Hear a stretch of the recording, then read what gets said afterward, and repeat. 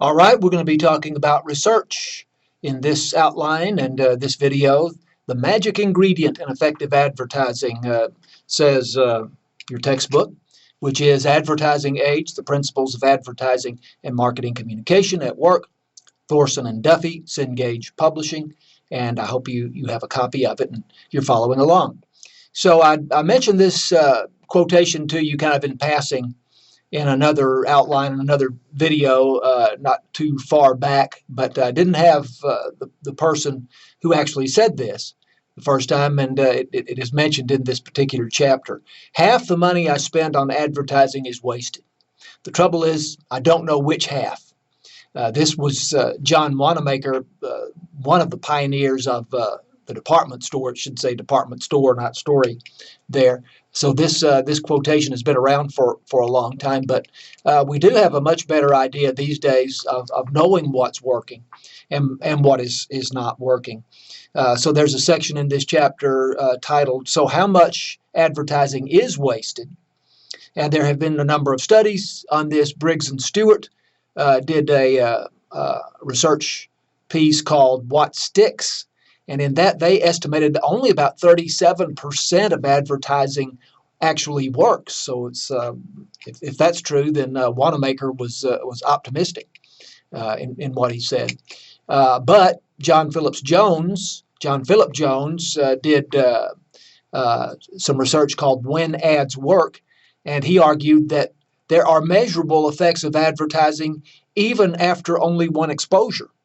So there was 24% more purchases of a brand when a household had been exposed to an ad, even if it was only one time. Jones estimates that only about 40% of advertising is wasted. So he says that basically 60% works, more than half works. So you have widely differing opinions here in terms of research of what works and what does not work. There are differences of opinion depending on the research.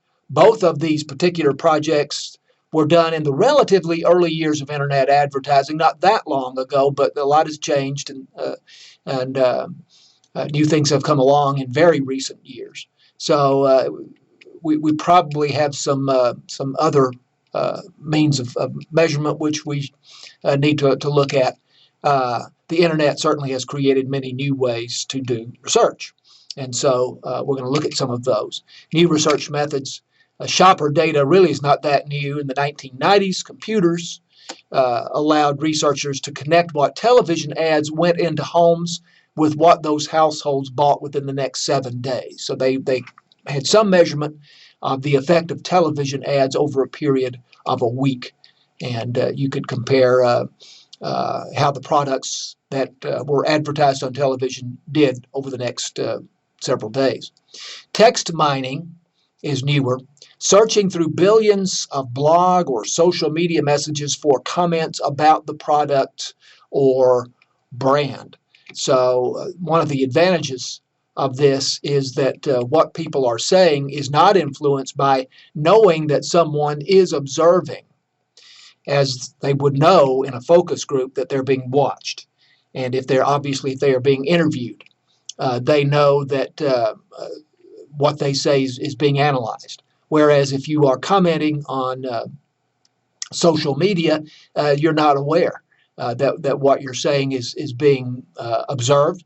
And so it would be presumably a pretty accurate, honest portrayal of an individual's attitude about a brand or a product. Buzz tracking is listening to what consumers are saying about your brand. Obviously, this is very similar to text mining. Buzz tracking is mostly concerned with negative word of mouth, although positive word of mouth could also be useful to know, be nice to know. But we're mostly concerned about the damage that can be done by negative word of mouth. We're going to talk here about Domino's Pizza. And this is, in a lot of ways, in my mind, just is a terrible story. 2 Domino's Pizza employees posted a YouTube video in 2009. This was video of themselves spitting on a pizza, and this went viral. And this actually was in the fairly early days of YouTube. But you can imagine then the effect that had on Domino's reputation. We'll look at a little bit of this. Unpleasant. These former pizza workers are charged with a crime, but one is already out of jail. Tonight, the mother of one suspect told us she's embarrassed for her daughter's actions in the online video. I told her, I said, you're 31, you're not 16. One suspect's mother called her daughter's actions a stupid mistake and said hopefully she learned a lesson. But tonight, this home video that's made by the suspects at the Domino's Pizza in Conover is getting national attention. And we've learned that the suspects could end up behind bars for several months. Eyewitness News reporter Ben Thompson was there when one of the suspects got out of jail. All right, we'll stop it at that. As I say, it's just not pleasant. Please, if you have a part-time job working in the food industry, please do not do that.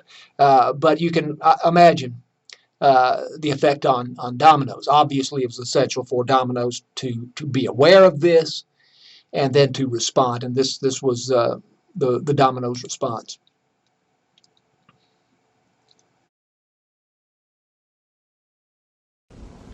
Hello, I'm Patrick Doyle, president of Domino's USA.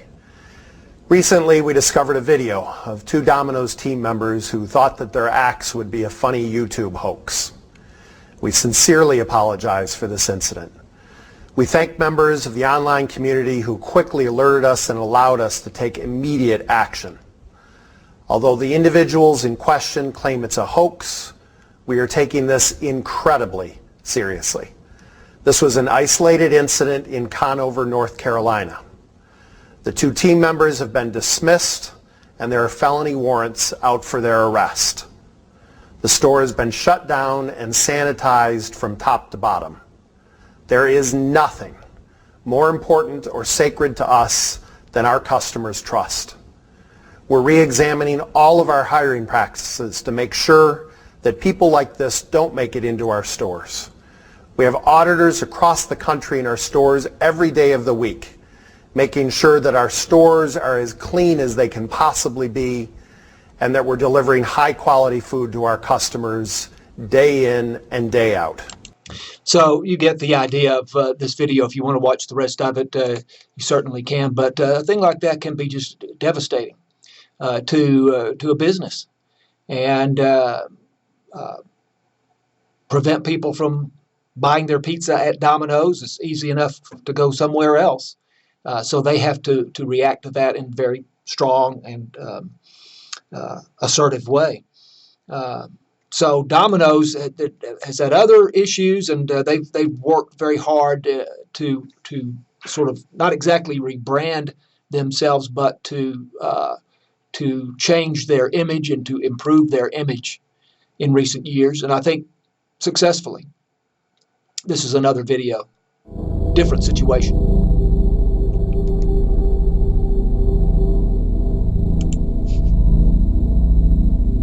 Here is, we were talking about observing what is being said in social media and responding to that, but being aware of what is said in social media and tracking that. And here, this is an example of that. There comes a time when you know you've got to make a change. You know, you can't lead a company like this unless you love food. I love food. I love pizza. It was about 50 years ago that they started the first store just about 5 miles from here. Two brothers had a great idea, and they also said they wanted to get it delivered within 30 minutes, and that's something that no one said could be done. In fact, the first pizza delivery vehicle for our company is that vehicle right there. Around the 80s, we were exploding. We were the fastest growing company in the history of franchise business. Nothing had ever grown like that. Now we're almost 9,000 restaurants around the world. We love what we do at Domino's. Pizza, where's the love? How hard? Bread, sauce, cheese, fresh ingredients. Doesn't feel like there's much love in Domino's pizza. Domino's pizza crust to me is like cardboard. Is it hard to watch this stuff? Yeah, it's hard to watch. I hear what some folks are saying about our stuff. Oh, this one's bad. Worst excuse for pizza I've ever had. The sauce tastes like ketchup. Totally void of flavor. You know what? When you first hear it, it's shocking. The cardboard complaint is the most common one. This we hear over and over and over. I mean, that hits you right in the heart. This is what we've done. This is what I've done, for 25 years now. You can either use negative comments to get you down, or you can use them to excite you and energize your process of making a better pizza. We did the latter. Most companies hide the criticism that they're getting, and we actually faced it head on. Some people didn't get us credit for the taste of our product. That's what we're fixing. We listen to our consumers and they want us to be better, and we want them to be happier. We want people to love our pizza. This is what's driving us. This is what's lit the fire under us. This is what's making us want to get better. Who are we? Domino's Pizza! Okay, so it's like basketball team before the big game there in the locker room, and that's fun. And so Domino's has certainly, I think, done a good job of changing what had become kind of a somewhat negative image anyway. And it was, as far as they were concerned, it was not the image they wanted, and they have worked hard to change it. So you saw the focus groups there. We've referred to focus groups, which are still used to gather people around a table and to get them to share their views of a product. In-store behavior marketing, computer monitoring of in-store advertising. You've been in stores. Walmart certainly does a lot of this, where there are ads for products on the video monitors in the store. So computer monitoring of in-store advertising allows companies, and Kraft Foods is an example, to watch consumers as they decide to put a brand in their shopping cart. So how are the consumers, how are the shoppers influenced by the in-store advertising? And there, of course, as you know, there are cameras just about everywhere you go in a public place. This is a video that is a good discussion of this. It is one of the TED Talk videos. I think we've had one or two of these before. I'm going to move this one to about 3 minutes into the video, and he's going to be talking specifically about the observing of consumer behavior via cameras in the store. Shoppers in their natural environment. Now, we will, in some cases, use, you go into the stores and you see the security cameras that are used for property loss prevention. We've used the data collected from those cameras. We've also looked at shopper behavior using our own cameras in the store that use 3D imaging. So we can measure not just where the shopper is standing, but their skeleton position, where they're reaching, where their head is facing, their facial expressions. And we have software that automates the coding of this and is able to capture this information anonymously. Now, occasionally, you'll read stories about this kind of tracking, and in the Wall Street Journal or the New York Times, and they tend to have headlines like "Big Brother is watching us" or "Spying in the aisles," and so they have a very negative tone. So you might ask, Ray, why do you spend so much time and energy watching shoppers, especially when there are these legitimate concerns about consumer privacy? And the reason is because I believe that through these insights, you can improve the customer experience, you can increase customer satisfaction, and increase business performance. So how do we do this? Well, if we watch what people buy, we can infer what their needs and desires are, and even anticipate what those needs will be in the future. If we watch shoppers, we can see the points of engagement in the shopping process and the points of friction, the obstacles to purchase. And then we can modify the experience and improve the shopping experience and observe shoppers' behavior. So our goal here is to optimize the shoppability of the store.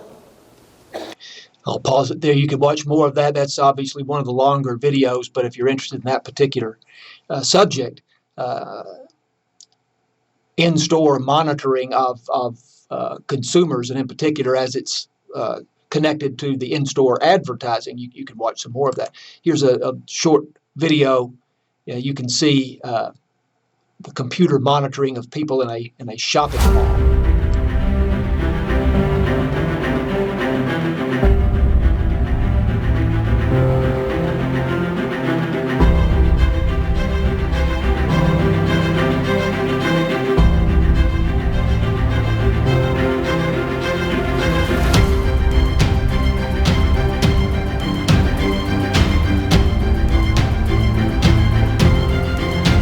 So you saw there that one particular man near the end, they had quite a bit of data on him from observing his movement there within the mall.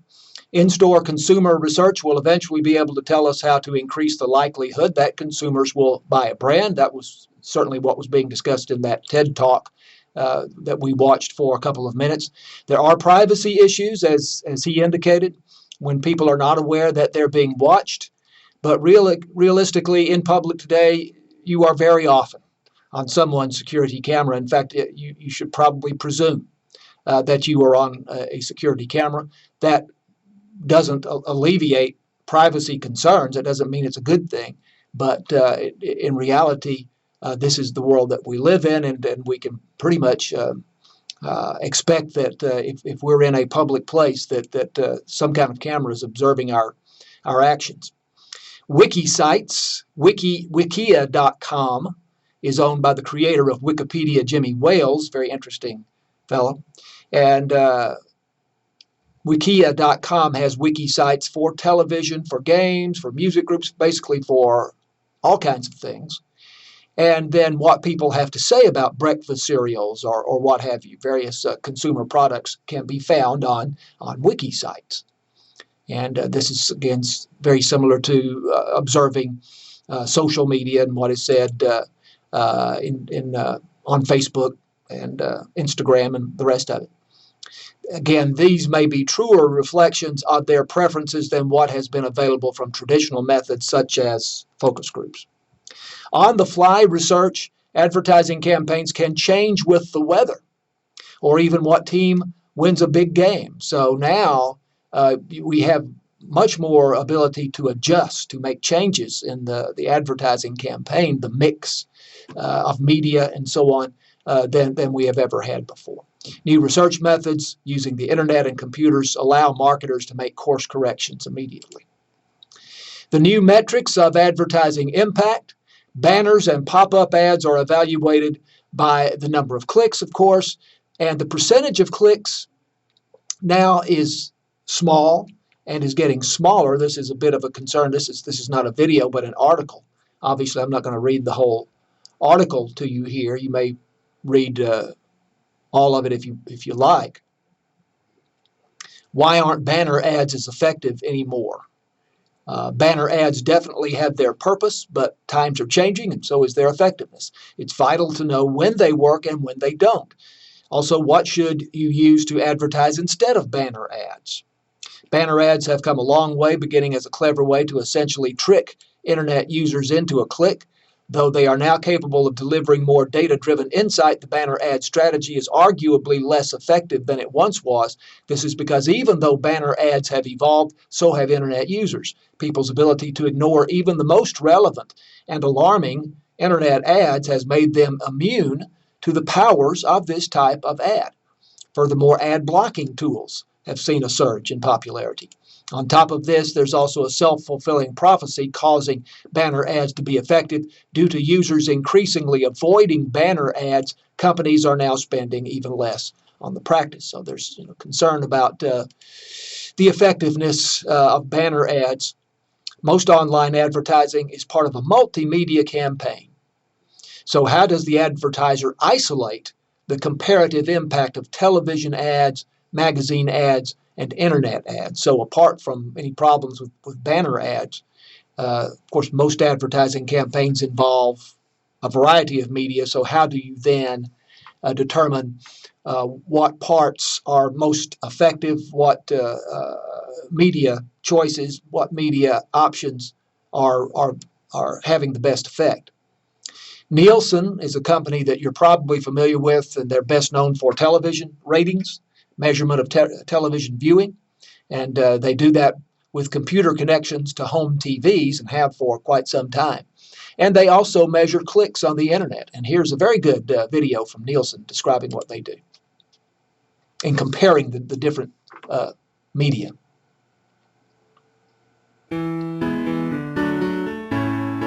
Every year, your organization allocates budget across multiple channels and campaigns.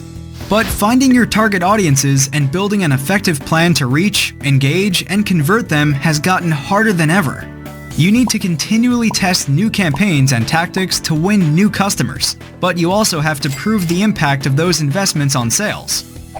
With Nielsen's Campaign Lift solution, you can make a direct connection between your advertising efforts and actual sales. Powered by comprehensive data and rigorous methodology, it works by comparing sales metrics for two groups of your buyers: those who saw your ads and those who did not. Results are based on credit and debit card sales data, loyalty card data, or store data for the most accurate view of the incremental sales lift driven by your campaigns. For marketing research analysts, brand managers, and channel managers, Campaign Lift provides powerful insights into the consumer segments and campaign elements that are driving the greatest response, so they can make smarter decisions going forward. Evaluate sales impact driven by custom buyer groups, such as customers who regularly make a purchase or those who have lapsed. Get answers to critical questions about the performance of your campaigns, such as the impact on existing buyers versus new buyers, changes in your share of overall category sales, the exposure frequency that drives the greatest sales impact, and more. Perhaps most importantly, get the proof you need to end the debate over marketing value and return on advertising spend. With customizable reports designed with your specific business questions in mind, you'll get the clear answers you need to quantify the incremental sales impact driven by your advertising, and optimize your future media buys based on actual sales metrics. Okay, we'll stop that there, but you can see that Nielsen makes it possible to analyze the effectiveness of the different forms of media used for an advertising campaign. General research truths. Ad Age, which is the industry publication, advertising magazine that is basically the publisher of our textbook that we're using now, explored what applies generally and should be the fundamental or a fundamental part of the toolbox. One thing they did find is word of mouth is effective. No surprise. The biggest influencers of word of mouth, however, is advertising. So let's see a bit here on word of mouth. You know what the best form of marketing is? Word of mouth marketing. If you take care of your customers, you do what's best for them, eventually, not only are they going to keep coming back and buying again from you, but they're going to tell other people about it. It's funny, everyone these days is trying to optimize to rank higher on Google, to be popular on Facebook, to be popular on Instagram, because that's how they believe they're going to grow their business. And sure, those things do help. But the real core reason companies become big is because they solve problems and they do it better than anyone else. If you create an amazing product or service, like look at Slack for example, people love it. They weren't the first in the space, but they're more usable, better product. They didn't do much marketing, it just started growing. If you look at the marketing that they started doing when they raised money, they were doing television ads with all these animals in their TV commercials. No one really understood what Slack was based on that TV commercial. But you know what? They're still a multi-billion, not even a million, they're a multi-billion-dollar company. And it's because they create an amazing product. And when you create an amazing product or service, that generates more word-of-mouth marketing, which is the best form out there. So interesting. He's saying this is more related to the quality of the product per se than any magic formula having to do with media. So that is a refreshingly simple way of looking at it and hard to argue with. So that'll conclude our conversation on research, and we'll have a new topic next time. Thanks.